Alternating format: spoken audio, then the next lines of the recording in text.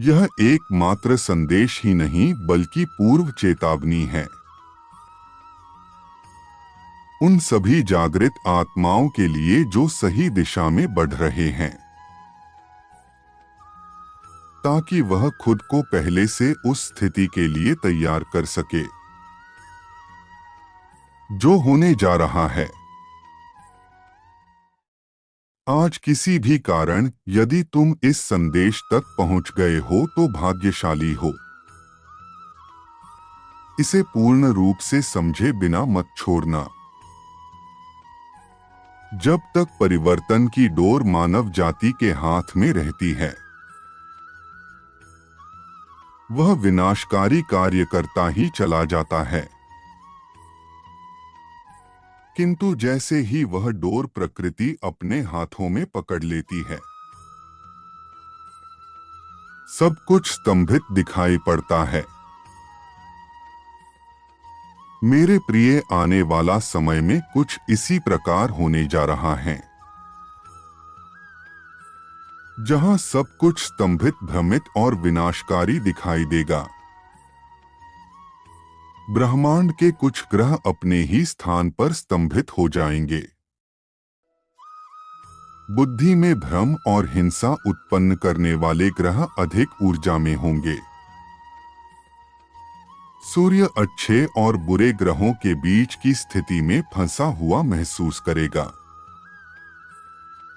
ऐसे में संपूर्ण मानव जाति एक भ्रम की स्थिति महसूस करेगी, जहां चारों तरफ विचित्र और दुखद घटनाएं सुनाई देगी। मेरे प्रिय, मैं तुम्हें भयभीत नहीं करना चाहता, बल्कि सावधान करना चाहता हूं। जब जब संकट चरम पर आया है, क्या तुम्हें हानि हुई है? चाहे कोरोना काल की भयानक स्थिति हो या मंदी का दौरा, सभी पुण्य आत्माओं ने कुछ समय को वैसे ही पार किया, जैसे एक स्वप्न से निकलकर दूसरे स्वप्न में प्रवेश होता है।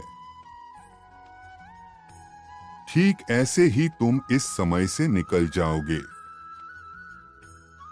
किंतु अभी से तुम्हें सावधान होना चाहिए।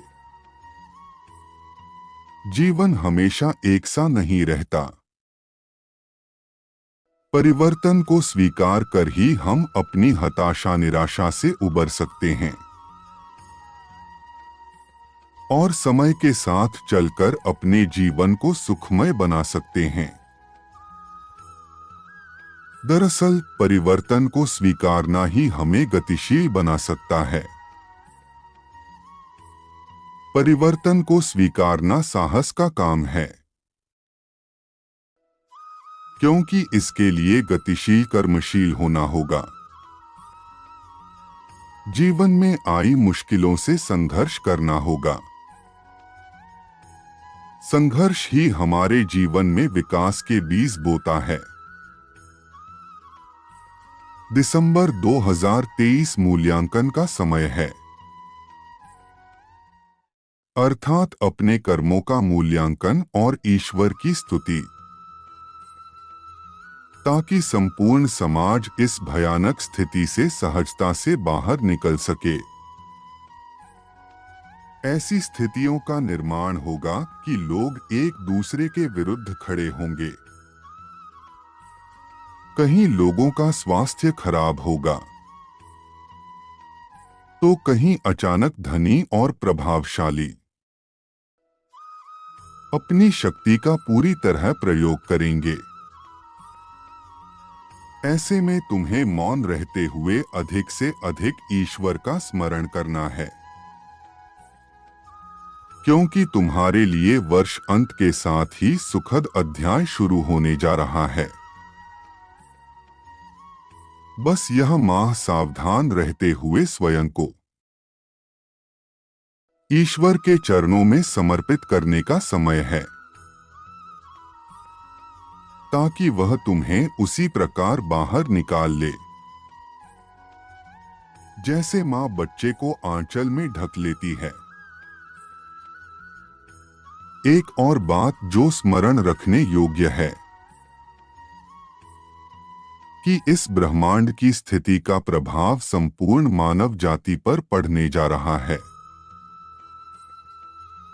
इसलिए ऐसी स्थिति में अपने प्रियजनों और अपने सभी संबंधियों से किसी भी प्रकार की अपेक्षा न रखें। हो सकता है वह अपनी व्यवहार से विपरीत व्यवहार करें और आपका दिल टूट जाए। उनकी ऊर्जा का स्तर बहुत कम है, किंतु आपकी ऊर्जा का स्तर ऊपर उठ चुका है। इसलिए आपको परिपक्वता से स्थिति को संभालना होगा और हर स्थिति में अपना संयम बनाए हुए मौन रहने का प्रयास करना होगा। तुम्हारा इतना योगदान बड़े अनिष्ट को बचा सकता है। विषम परिस्थिति में परमात्मा का साथ मिलता है। अपना प्रयास भी भरपूर हो, प्रयास में कोई कमी न हो, तो परमात्मा की मदद अवश्य मिलती है। खुद से कहते रहना चाहिए कि यह स्थिति आपको और मजबूत करेगी। खुद को बताओ कि आप अकेले नहीं हैं ऐसी स्थिति में। ऐसा सबके साथ कभी न कभी होता है। खुद को याद दिलाते रहो कि समय अवश्य बदलता है। आप ऐसी स्थिति में आए हो तो कुछ समय पश्चात निकल भी जाओगे। ईश्वर पर विश्वास और मजबूत करें।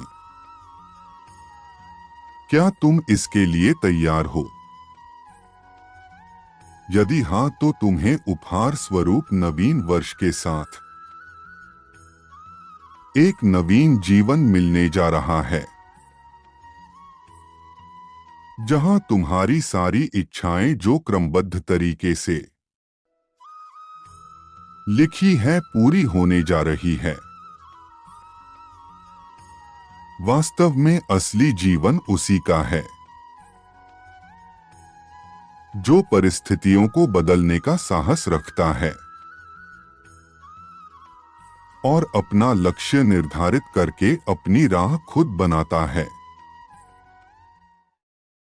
कुछ न करने से अच्छा है कुछ करना। जो कुछ करता है वही सफल होता है। हमारा लक्ष्य कुछ भी हो सकता है, क्योंकि हर इंसान अपनी क्षमताओं के अनुसार ही लक्ष्य तय करता है। सदैव स्मरण रखो, मैं तुम्हारे साथ हूं। तुम्हारे साथ कुछ भी बुरा नहीं होगा। तुम्हारा कल्याण हो, खुश रहो मेरे बच्चे।